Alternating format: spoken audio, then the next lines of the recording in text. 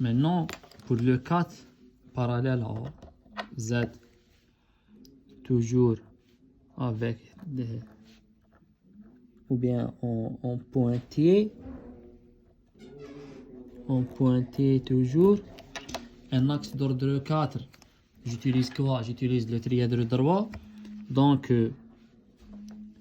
je mets mon trièdre ici à l'intérieur, passant par le centre de mon disque, mon stéréogramme, et ici c'est Y, c'est X, un axe d'ordre 4 parallèle à Z. Dans le début, on a dit que l'axe d'ordre 4 il est représenté dans les projections stéréographiques. Il est représenté dans les projections stéréographiques par un carré incliné.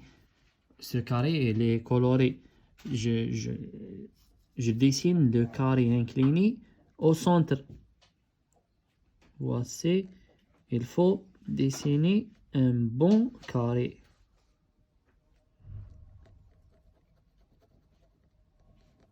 Voici mon 4 parallèle à Z. Maintenant, je vais représenter mes directions équivalentes à partir d'une direction équivalente. C'est l'identité. Axe d'ordre 4 parallèle à Z. Donc, c'est une rotation d'un angle de 90 degrés. Donc, une rotation de 90. Je tombe ici. C'est le 4,1. Puis, rotation 90 ici, le 4,2. Rotation de 90, c'est le 4,3. Rotation, c'est l'identité. Donc, voici ma représentation stéréographique de 4 d'un axe propre d'ordre 4 parallèle à Z. Maintenant, un axe 3 parallèle à Z.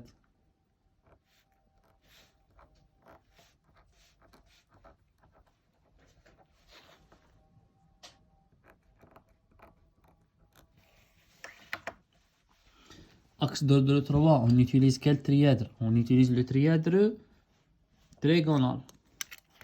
Donc, je dessine mon trièdre à l'intérieur. Il faut respecter les angles. Il faut que c'est ici. Je viens à la moitié ici, à la moitié ici. Hop.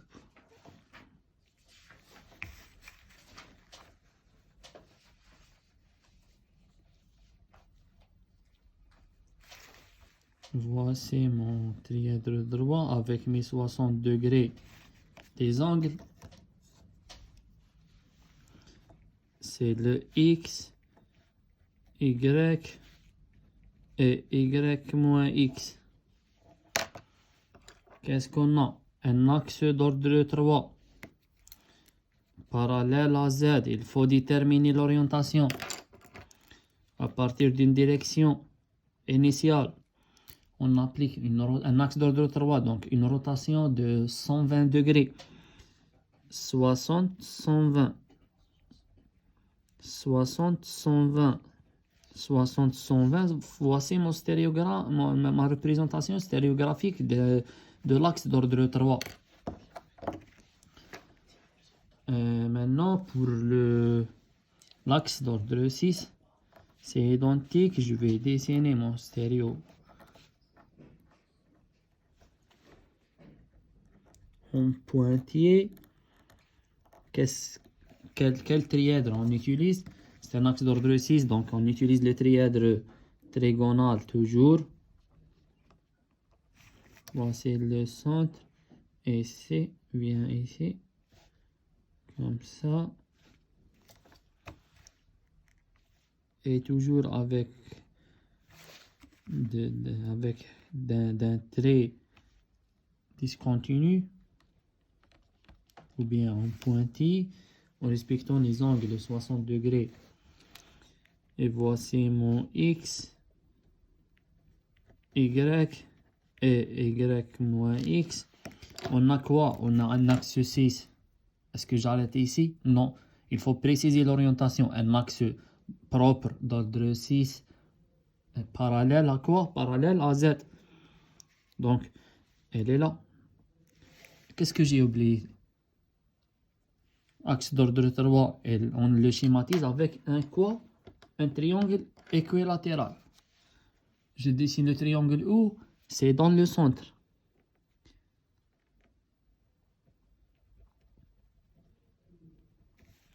Un 6, un axe d'ordre 6. Un axe d'ordre 6, c'est un hexagone. On le schématise par un hexagone.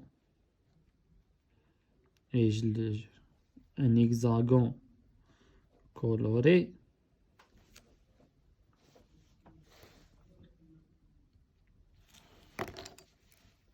Voici ma direction de départ, c'est l'identité. Je vais la considérer comme l'identité. Hein?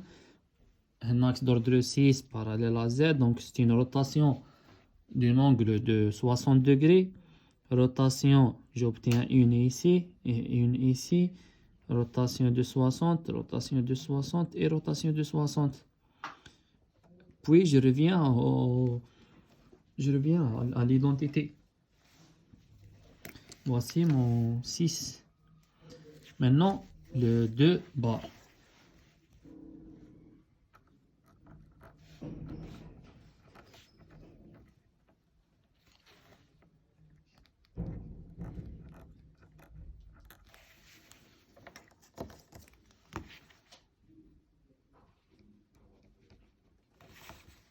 Le 2 bar, on utilise quoi comme trièdre?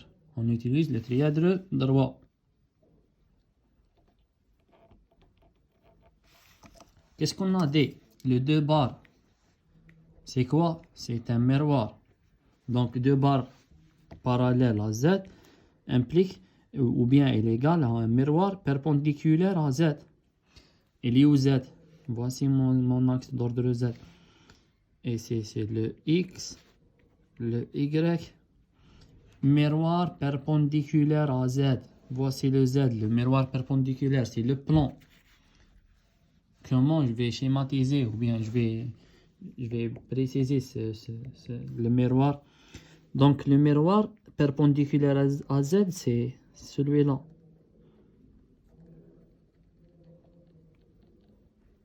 Voici mon miroir perpendiculaire à Z.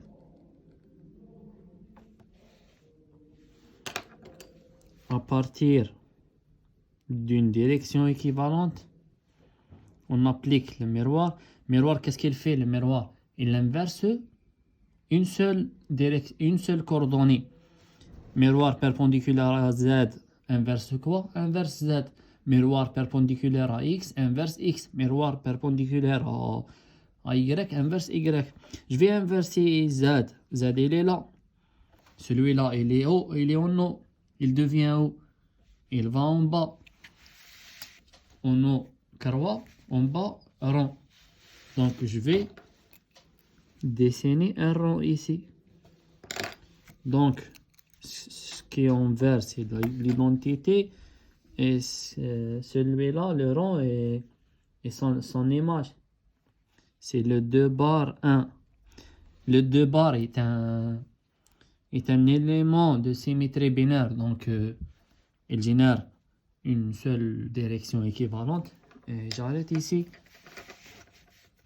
Le 4 bar, il nous reste de faire le 4 bar.